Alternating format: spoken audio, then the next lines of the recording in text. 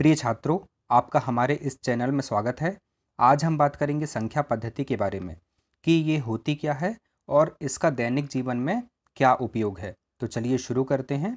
यहाँ लिखा हुआ है संख्या पद्धति, यानी संख्या प्रणाली भी इसको कहते हैं, जिसके बारे में आज हम पढ़ने वाले हैं।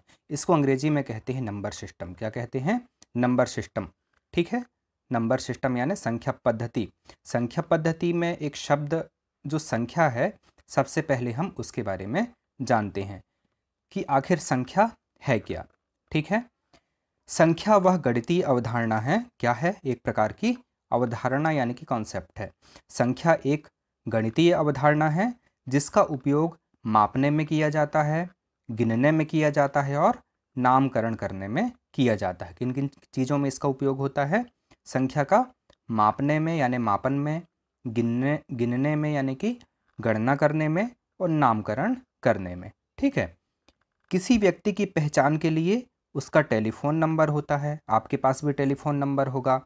राशन कार्ड का एक नंबर होता है, बैंक खाते का नंबर होता है, या फिर परीक्षा का रोल नंबर आपको प्रोवाइड किया जाता है स्कूल में, जिससे आप ये निश्चित कर पाते हैं कि हमें परीक्षा में कहाँ पर बैठना है और हमारे परीक्षा में कितने अंक प्राप्त हुए। ये सारी चीज़ें आपको रोल नंबर के सहायता से पता चलती हैं। तो मैंने आपको बताया कि संख्या का उपयोग मापने में होता है, गिनने में होता है और नामकरण में होता है ना। इसके अलावा संख्या का उपयोग अपनी पहचान स्थापित करने के लिए भी होता है। ठीक है, इन सभी बातों से हम संख्या के महत्व को भली भांति समझ सकते हैं। किन बातों से? जैसा कि मैंने आपको ऊपर बताया।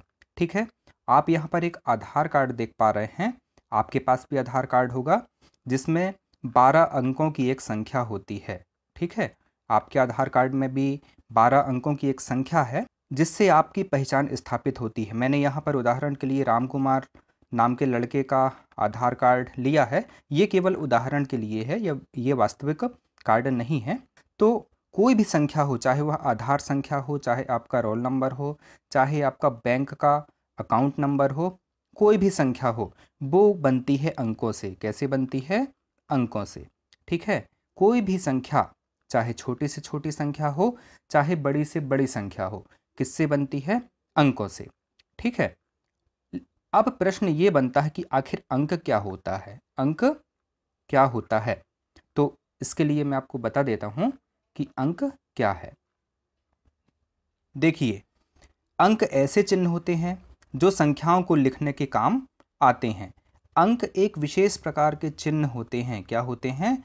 चिन्ह होते हैं जो संख्याओं को लिखने के काम आते हैं। इन चिन्हों की सहायता से अंकों को लिखा जाता है। दाशमिक पद्धति में 0 से लेकर 9 तक कुल 10 अंकों का यानी कि संकेतों का प्रयोग होता है। दाशमिक पद्धति में 0 से लेकर 9 तक कुल 10 अंकों का यानी कि संकेतों का प्रयोग होता है। और अंक गणित में सभी संख्याएं इन्हीं संकेतों अर्थात अंकों से बनी होती हैं। ठीक है, और ये अंक ये नीचे लिखे हुए हैं, देख लीजिए। 0, 1, 2, 3, 4, 5, 6, 7, 8, 9, ये सभी संकेत हैं और इनकी सहायता से संख्याएं बनती हैं। ठीक है, अब देखते हैं संख्याओं के प्रकार। संख्याओं के प्रकार, अभी हमने जाना कि अंक क्या होते हैं और अंकों से संख्याएं किस तरह से बनती हैं। अब हम देखते हैं संख्याओं के प्रकार। ठीक है, तो संख्याओं के प्रकार के अंतर्गत सबसे पहला है प्राकृत संख्याएं, जिसको नेचुरल नंबर्स भी कहते हैं। प्राकृत संख्याएं। ठीक है, देखिए प्राकृत संख्याएं क्या होती हैं? गिनती की संख्याओं को प्राकृत संख्या कहते हैं। गिनती की संख्याओं को प्राकृत संख्या कहते हैं। जैसे 1, 2, 3, 4, 5, इस तरह से अनंत तक ये संख्याएं होती हैं। अनंत तक कहने का आशय यह है कि हम जब गणना करते हैं तो हम ये निश्चित नहीं कर पाते कि हमें कहाँ पर रुकना है, अर्थात असीमित रूप से हम गणना कर सकते हैं, इसकी कोई सीमा नहीं होती। और इस अनिश्चित सीमा को ही हम अनंत कहते हैं। क्या कहते हैं? अनंत। और इसको इस चिन्ह के द्वारा व्यक्त किया जाता है। ठीक है, गिनती की संख्याओं से आशय ऐसी संख्याएं जहाँ से हम किसी वस्तु को गिनना प्रारंभ करते हैं। क्या प्रारंभ करते हैं? गिनना प्रारंभ करते हैं। हम किसी वस्तु को शून्य से गिनना आरंभ नहीं करते। किसी भी वस्तु को शून्य से गिनना हम आरंभ नहीं करते, बल्कि एक से गिनना प्रारंभ करते हैं। इसीलिए प्राकृत संख्याओं को एक से ही लिया जाता है। कहाँ से लिया जाता है? प्राकृत संख्याओं को एक से लिया जाता है और अनंत तक ये रहती हैं। ठीक है, अब देखते हैं, हम किसी दुकान में जाकर यह नहीं कह सकते कि हमें शून्य पेंसिल चाहिए, हमें शून्य पेंसिल चाहिए या शून्य कॉपी चाहिए या शून्य किताबें चाहिए। ऐसा हम नहीं कह सकते, बल्कि यह कहते हैं कि हमें एक किताब चाहिए, दो किताबें चाहिए, तीन किताबें चाहिए, या और जितनी भी संख्या में हमें कोई वस्तु चाहिए होती है उतनी संख्या हम कहते हैं, शून्य नहीं कहते। ठीक है, तो इन संख्याओं के समूह या समुच्चय को हम n से प्रदर्शित करते हैं। काय से प्रदर्शित करते हैं?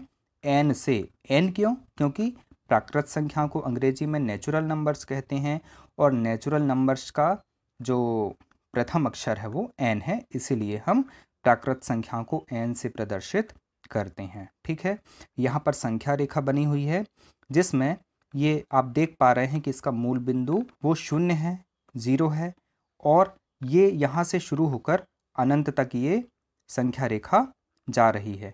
तो इस संख्या रेखा के अंतर्गत एक जो संख्या है यहाँ से लेकर यदि हम अनंत तक जाएंगे तो ये जो समूह निर्मित होता है ये नेचुरल नंबर्स यानी कि प्राकृत संख्याओं का समूह होता है, और संख्याओं के इन समुच्चय को प्राकृत संख्याएं कहते हैं। ठीक है, और इसको हम n से दर्शाते हैं। अब यदि इन प्राकृत संख्याओं में हम शून्य को भी शामिल कर लेते हैं, किसको शामिल कर लेते हैं? शून्य को भी शामिल कर लेते हैं, तो ये जो पूरा समुच्चय बन रहा है, अर्थात प्राकृत संख्याओं में शून्य को जोड़ने पर जो पूरा जो समुच्चय बन रहा है ये पूर्ण संख्याओं का समुच्चय कहलाएगा। ठीक है, पूर्ण संख्याओं का समुच्चय कहलाएगा। अब हम जानते हैं कि पूर्ण संख्याएं क्या होती हैं। पूर्ण संख्याओं को होल नंबर्स कहते हैं। प्राकृत संख्या में संख्यांक यदि शून्य को भी हम शामिल कर दें तो प्राप्त संख्या समूह या संख्या परिवार पूर्ण संख्या कहलाती है। क्या कहलाती है? पूर्ण संख्या कहलाती है। और इन संख्याओं के समुच्चय को हम W से प्रदर्शित करते हैं। W से प्रदर्शित क्यों करते हैं? क्योंकि पूर्ण संख्याओं को अंग्रेजी में होल नंबर्स कहते हैं और होल ये जो शब्द है इसका प्रथम अक्षर W है। ठीक है, चलिए आगे देखते हैं। ये चित्र बना हुआ है। मैंने अभी आपको बताया था कि नेचुरल नंबर्स यानी प्राकृत संख्याएं वो संख्याएं होती हैं जो एक से अनंत तक होती हैं, और यदि इसमें हम शून्य को भी शामिल कर लें तो ये पूर्ण संख्या कहलाती है। ठीक है, पूर्ण संख्याएं मतलब शून्य से लेके अनंत तक। ठीक है, अब देखते हैं कि पूर्णांक संख्याएं क्या होती हैं। पूर्णांक संख्याएं क्या होती हैं, इनको हम अंग्रेजी में इंटीजर्स कहते हैं। देखिए क्या हो रहा था, एक से लेके अनंत तक ये थी प्राकृत संख्याएं। कौन सी थी? प्राकृत संख्याएं, यहाँ अनंत तक। यदि इसमें शून्य को भी शामिल कर लेते हैं तो फिर ये जो समुच्चय बन रहा था वो पूर्ण संख्याएं कहला रही थी। अब देखिए इस शून्य में और इस एक से अनंत में, यानी कि शून्य से लेके अनंत तक की जो संख्याएं हैं उसमें हम इन ऋणात्मक संख्याओं को भी शामिल कर लेते हैं। ठीक है, और ये ऋणात्मक संख्याएं ऋण अनंत तक जाएंगी। तो ये जो पूरा समूह बन रहा है, ये वाला जो समूह है ये कहलाएगा पूर्णांक संख्याओं का समूह। क्या कहलाएगा? पूर्णांक संख्याओं का समूह। अर्थात ऋण अनंत से लेके धन अनंत तक की संख्याएं पूर्णांक संख्याएं कहलाती हैं। इसमें ऋणात्मक संख्याएं भी होती हैं, धनात्मक संख्याएं भी होती हैं और शून्य भी शामिल होता है। ठीक है, यहाँ लिखा हुआ है, मैं आपको बता देता हूँ।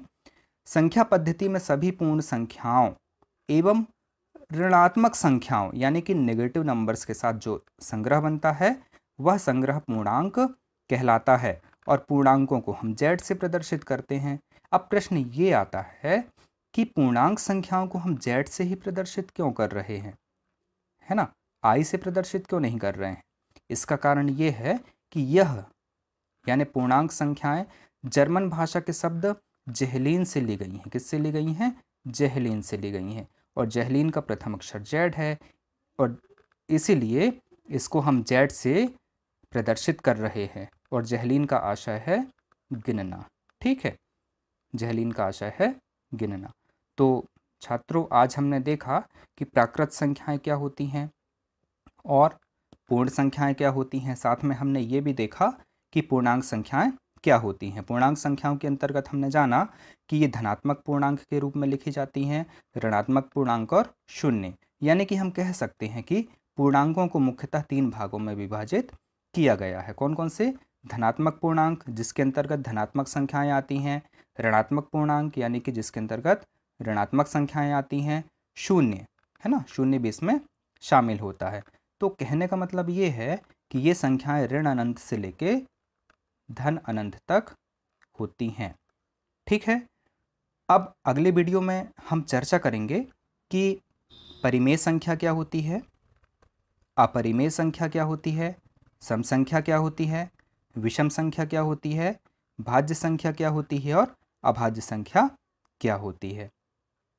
तो छात्रों, आज के वीडियो में इतना ही। वंदे मातरम।